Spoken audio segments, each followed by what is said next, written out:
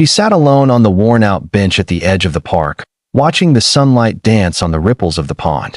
Her hands fidgeted nervously in her lap, and a small, shaky voice escaped her lips. "I'm not beautiful, not like you expected." Her words were fragile, almost swallowed by the gentle hum of the city around her. But across from her, he smiled, a smile that seemed to hold a universe of warmth, and replied softly, "You're perfect."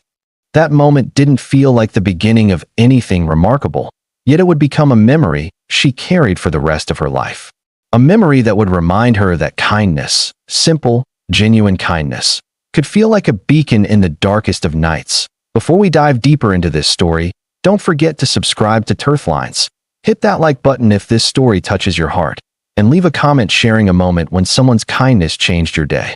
Your engagement helps us bring more heartfelt stories to you every week. Her name was Emily. She had spent most of her life feeling invisible, overshadowed by the impossible standards set by magazines, social media, and the world around her. To Emily, beauty had always been a checklist of sharp features, flawless skin, and a confident, untouchable presence. And when she caught a glimpse of herself in the mirror, she never measured up. Emily had learned early that life often handed out judgments before it offered kindness.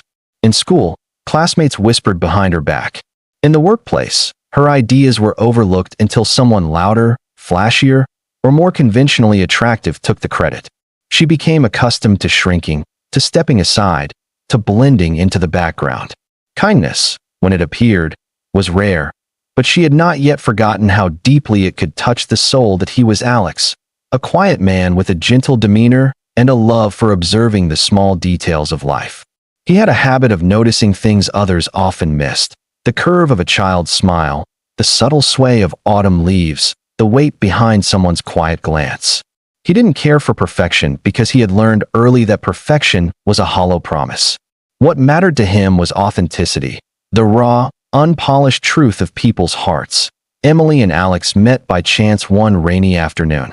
The coffee shop was bustling with people seeking refuge from the sudden downpour, and Emily had no umbrella. She slipped inside, shaking off droplets of water, and bumped into Alex as he reached for the sugar jar. Their eyes met briefly, and he smiled, apologizing for the collision.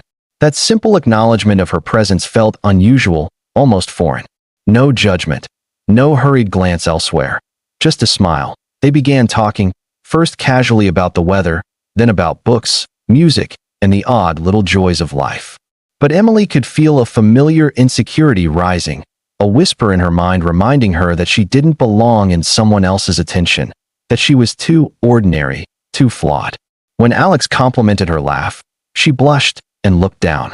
"I'm not beautiful like you expected," she whispered. Alex's reply was steady, tender, and unwavering. "You're perfect." At first, Emily wanted to protest, to dismiss it as something polite people said to avoid hurting feelings. But Alex's gaze held no pretense, no judgment. It was the kind of kindness that saw beneath the surface, that recognized her heart and soul, the very essence of who she was. And in that moment, she realized she had never truly been seen before. From that day forward, Emily and Alex spent time together whenever they could. Their friendship grew slowly, naturally, without pressure or expectation. He never told her to change her appearance or her ways. He celebrated her quirks, her laughter, her quiet moments of reflection.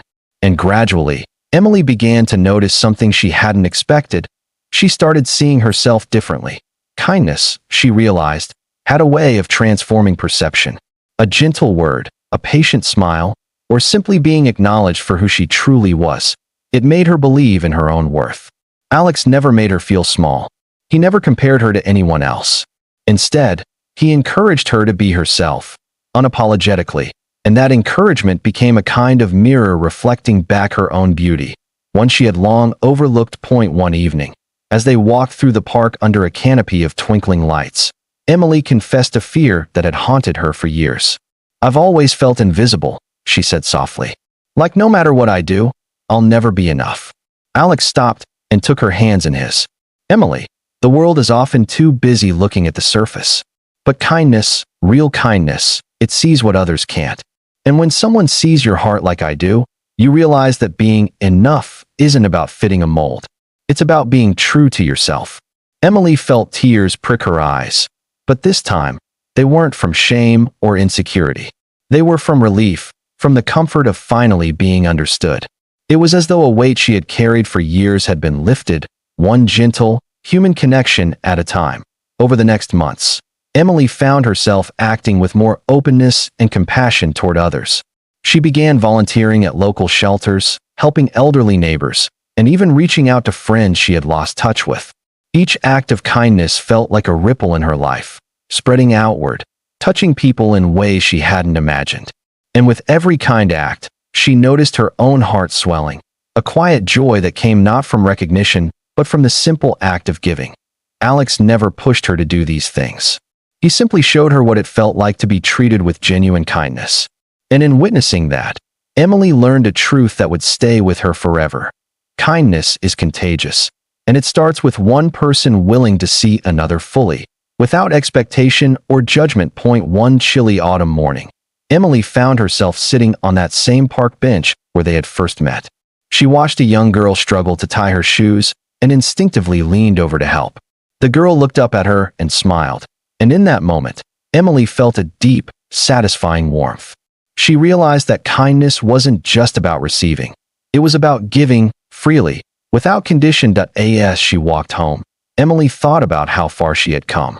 Once, she had doubted her own worth, felt invisible, and believed she could never measure up. Now, she understood that her beauty wasn't something to be judged by others. It was her laughter, her heart, her willingness to care, and her capacity to see goodness in others. And Alex had been the mirror that helped her discover it. Their bond didn't end in fairy tale romance or grand declarations. It was quieter, steadier, and infinitely more powerful. It was a friendship built on the simplest, yet most profound, human truth: the power of kindness to see someone, truly see them, and affirm their worth. Years later, Emily often shared this story with friends, colleagues, and strangers alike. She spoke about the small, transformative moments that can change a person's life, about the ripple effect of compassion, and about how one kind word can linger far longer than any criticism. We all have the power to make someone feel seen, she would say.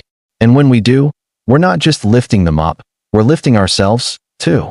The memory of that first day at the park never faded. "I'm not beautiful like you expected," she had whispered, trembling with insecurity. And he had said, "You're perfect." Those words were simple, yet they carried the weight of understanding, empathy, and truth. They reminded her that kindness is never small. It doesn't require wealth, status, or grand gestures. Sometimes, the most life-changing act of kindness is just believing in someone when they cannot believe in themselves. As we go about our own lives, it's easy to get caught up in appearances, comparisons, and fleeting judgments. But the story of Emily and Alex reminds us that kindness is the bridge that connects us, the light that guides us, and the force that reminds us of our shared humanity.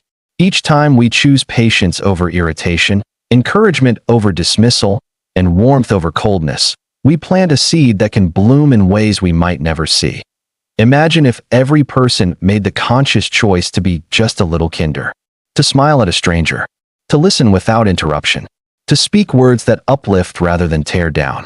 The world would not just be better, it would be brighter, softer, and more beautiful than we often realize. Emily learned that the mirror of kindness is reflective.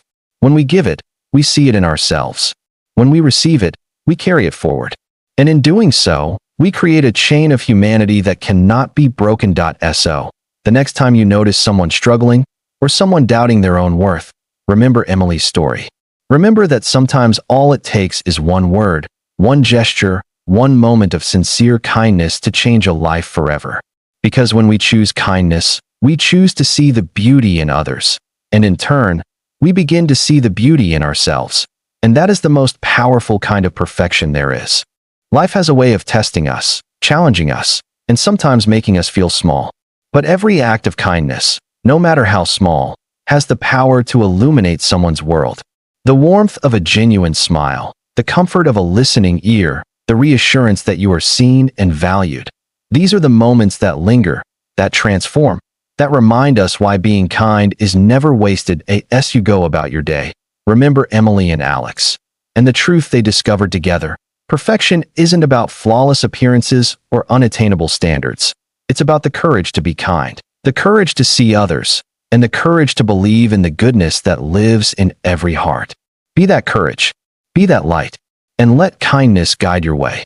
Because when we are kind, we become perfect in ways the world often forgets to measure.